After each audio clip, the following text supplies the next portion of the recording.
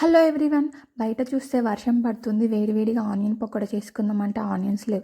Cabbage ఉంది. క్యాబేజీతో try చేద్దామని try చేసిన. సూపర్ ఉంది. నేను ఫస్ట్ టైం చేసినా కానీ సూపర్ ఉంది. క్యాబేజీ పకోడా కావాల్సినవి: హాఫ్ క్యాబేజీ, హాఫ్ కప్ శనగపిండి, 1 ఆనియన్, మిర్చి, కొత్తిమీర, కరివేపాకు, హాఫ్ స్పూన్ జీరా, కొంచెం వాము, హాఫ్ స్పూన్ సాల్ట్, 1 స్పూన్ కారం, కొంచెం పసుపు, కొంచెం గరం మసాలా. ఇవన్నీ వేసుకొని బాగా మిక్స్ చేసుకోవాలి. ఎందుకంటే వాటర్ వేసుకోవద్దు. క్యాబేజీలో ఆనియన్లో వాటర్ ఉంటాయి కాబట్టి అదే సరిపోతాయి మ్యాక్సిమం. ఒకవేళ సరిపోకపోతే లాస్ట్లో కొంచెం ఇట్లా స్ప్రింకిల్ చేసుకోండి లైట్గా. తర్వాతకి మనం ఆయిల్ పెట్టుకొని ఆయిల్ హీట్ అయినాక చిన్న చిన్న పకోడాలాగా వేసుకోవాలి. ఫ్లేమ్ మాత్రం మీడియం ఫ్లేమ్లో పెట్టుకోవాలి. హై ఫ్లేమ్లో పెట్టుకుంటే మాడిపోతుంది, లోపల కుక్ అవ్వదు.